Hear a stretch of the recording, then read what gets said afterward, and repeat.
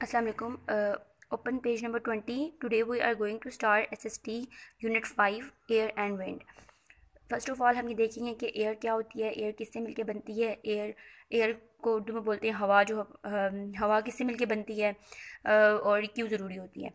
तो सबसे पहली बात है कि हवा जो है वो हर जानदार के लिए ज़रूरी होती है। Air is essential for all living things. जितने भी जानदार हैं, हम इंसान हैं, जानवर हैं, पौधे हैं, इन सबको ज़रूरत होती है हवा की। अगर हवा ना हो तो ये चीज़ें जो है वो मर जाएं। अगर आपने इसका एक्सपेरिमेंट करना है तो आप इसको ऐसे कर सकते हैं कि एक फूल लें और अगर उसको आप हवा किसी जार के अंदर रख दें बंद करके, जैसे इस डायग्राम में बना हुआ है कि फूल लिया हुआ है उनका और जो है वो एक जार में बंद करके रख दिया इसको, तो क्या होगा कि ये फूल मुरझा जाएगा।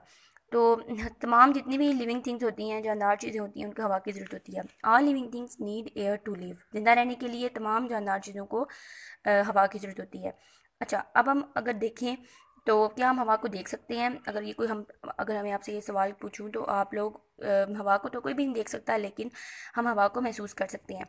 जैसे आपने झंडे को, फ्लैग को देखा होगा, जब हवा चलती है तो वो ब्लो करता है, मतलब उस हिलना शुरू कर देता है। इसी तरह से अगर आपने दरख्तों के पत्तों को देखा होगा कि जब हवा चलती है तो दरख्त से पत्ते निकलने लगते हैं, उड़ने लगते हैं। तो ये है हवा के बारे में कि हवा किससे मिलके बनती है। Air is made up of many gases. बहुत सी गैसेज से मिलके बनती है। अब गैसेज इसमें कौन कौन सी हो सकती हैं? इसमें कार्बन डाइऑक्साइड हो सकती है, ऑक्सीजन हो सकती है, और नाइट्रोजन गैस होती है। बहुत सी और भी गैसेज होती हैं जो हवा जो मिलके बनी होती है। लेकिन जो हमें ज़रूरत होती है वो है ऑक्सीजन। इंसानों के लिए जो है वो जो मेन कंपोनेंट होता है हवा के अंदर वो है ऑक्सीजन। इसी तरह से पौधों के लिए जो है वो कौन सा कंपोनेंट होता है? Carbon dioxide. कार्बन डाइऑक्साइड जो है वो उनके लिए ज़रूरी होता है और उससे वो खुराक बनाते हैं अपनी। अच्छा, इसके बाद हम आते हैं विंड के ऊपर।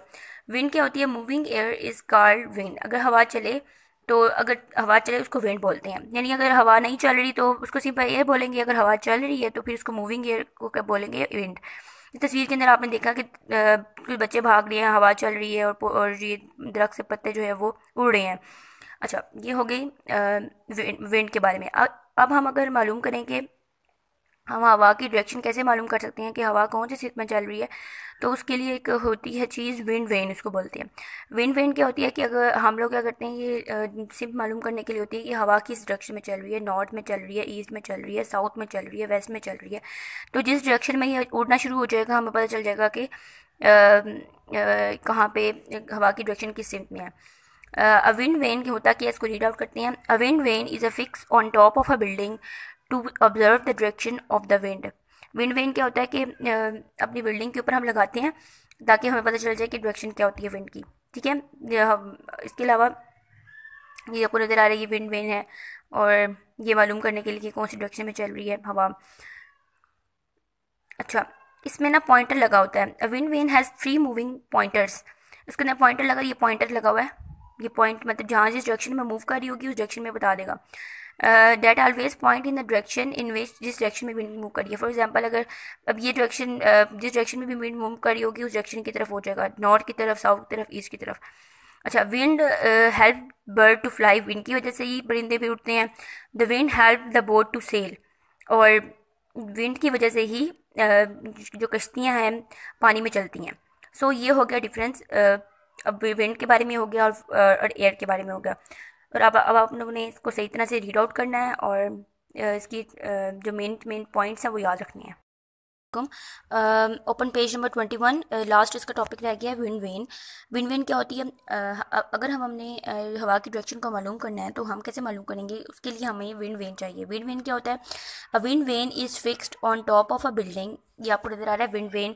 विंड वेन ये हम ना बिल्डिंग के ऊपर लगाते हैं टू ऑब्जर्व, मालूम करने के लिए, देखने के लिए द डायरेक्शन ऑफ विंड, हवा की सिमत को।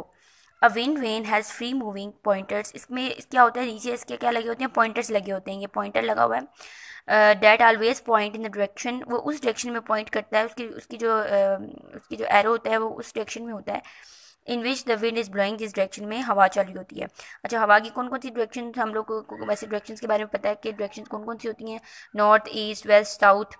अब जिस डायरेक्शन में भी ये जो है वो पॉइंटर पॉइंट करेगा उस डायरेक्शन में हवा चल रही होगी। अच्छा, wind helps the bird to fly. Wind क्या करती है, हम बर्ड्स को भी मदद देती है, परिंदों को भी मदद देती है उड़ने के लिए। इसके अलावा शिप्स जो जहाज़ होते हैं वो भी हवा की वजह से ही चलते हैं। अच्छा, इस चैप्टर में हमने जो इम्पोर्टेंट पॉइंट्स याद रखने हैं वो क्या हैं, वो मैं आपके साथ एक बार रिपीट कर लेती हूँ। ये इम्पोर्टेंट पॉइंट्स हैं। Air is made up of many gases. All living things need air to live. Moving air is called wind. चलती हुई हवा को wind कहते हैं.